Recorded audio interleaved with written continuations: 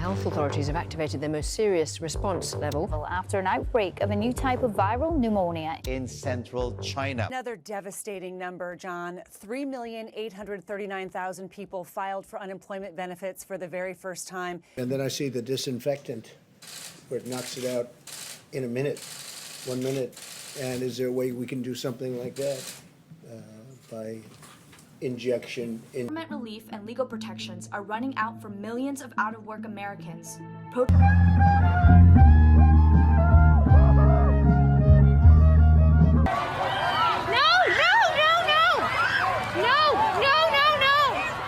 When people pushed down a fence and tore plywood off store windows and threw water bottles at officers. It's the hypocrisy and the white supremacy in America and in the world that would show us portraits of a pasty white Jesus. Jesus was not white. We all know this. Okay, I mean, I think Jesus is Jesus to all Christians, and people interpret him in imagery in different ways. People used to live here. Black people used to live here. Gentrifiers, fire, fire, gentrifiers. Gentrifiers, gentrifiers. Black people. We're giving away free masks. He's smart, he's socially distancing. Sorry, sir. So before I begin this video, I just want to thank all the people that you see on the screen.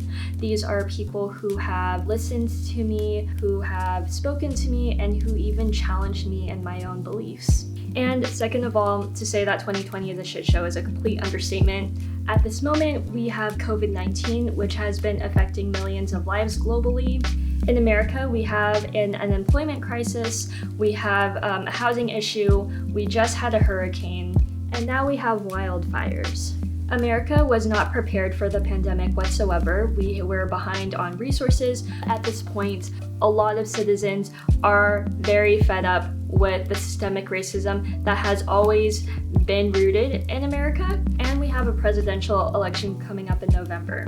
And it's not to say that other countries are struggling with things like democracy or safety of their civilians. And I think for the first time, a lot of American citizens now know what it feels like to not be legally allowed in other countries. So I know that things have been going on at a global level that feel like they're out of our control, but the things that are in our control is what we are able to do at a local and personal level. Just so you know, this video is more focused on the Orange County and LA area, but even though I'm focusing on that, I think that the examples I'm presenting can be things that you can apply to your own region. So for Black Lives Matter, I think if you are someone who has been going to these protests and voicing it on social media and giving donations to people, if you haven't taken the time to actually interact with people in the Black community, nor write, email, or call your legislators, I believe that everything you're doing is performative.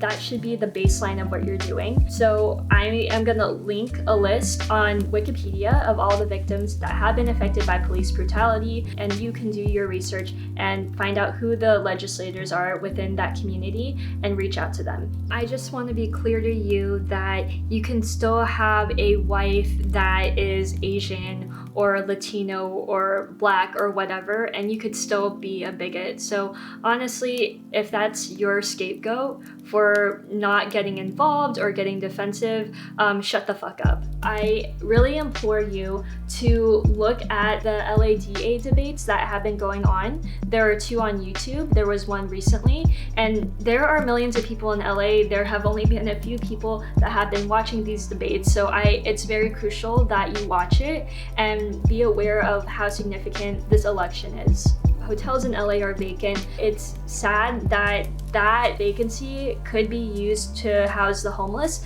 but it hasn't been. There is a government program called Project Broomkey that is supposed to house homeless in hotels. Unfortunately, it does have its setbacks.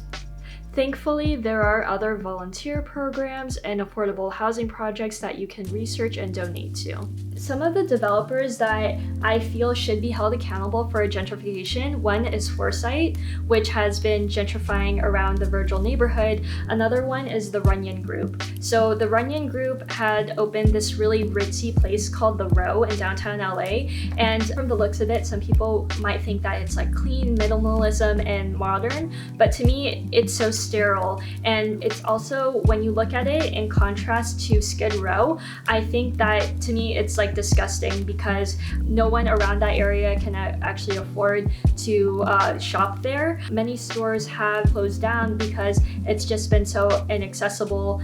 Examples of places that are being gentrified in LA are neighborhoods along Hoover and along Virgil. One of the first people that have gentrified along that area is Jessica Koslow. There is an article regarding her, but she is not the only person that has to take accountability. There are a bunch of stores that are around those areas that seem really complicit towards it. For instance, there was a store along Virgil that caused a lot of controversy because they brought up the issues of gentrification, but they never gave solutions as to how they would address it.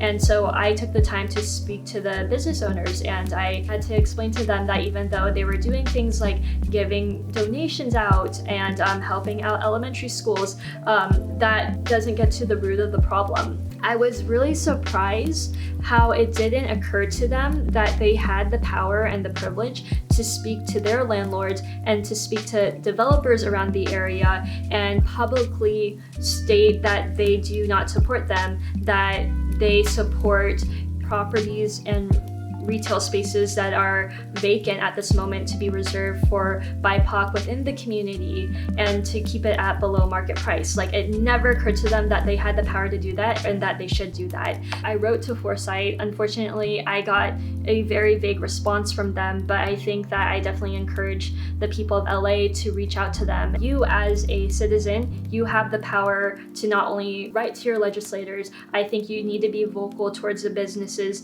that are not essential to your community. So take the initiative to be a part of your neighborhood council and create petitions against these local businesses and developers that may or may not agree with you.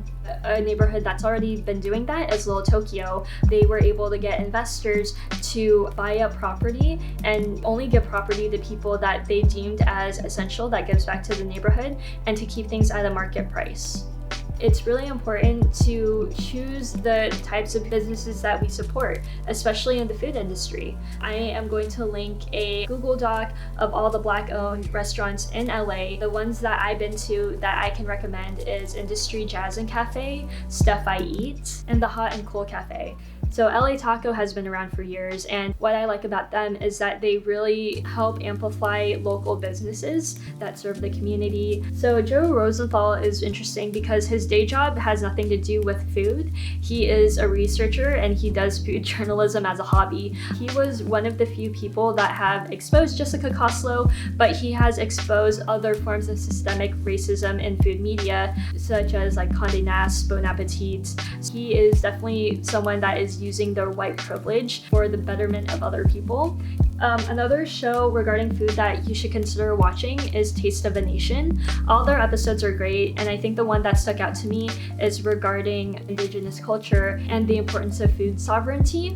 So I hope you look more into that, and I hope that you look at these links regarding food sovereignty. And I think for becoming more self-informed, I would recommend looking at these YouTube videos by Crash Course, which are free. The ones that I really like the most is about US politics, statistics, and I think the one that's most important, especially in our time of day, is navigating digital information. There was an article on Vox how Instagram is now PowerPoints for infographics, but the thing is a lot of these infographics are unfortunately false, even though maybe the people making them had the best intentions. And last but not least, for COVID-19, Please wear a mask. I could say that you may be doing something that's noble, but I can't guarantee you that you may not catch COVID if you go out to protest. So I think the best thing that you could do for yourself and for other people is to double it. Wear a mask, but also wear a face shield. I just want to wrap this up by saying that anything that has made America great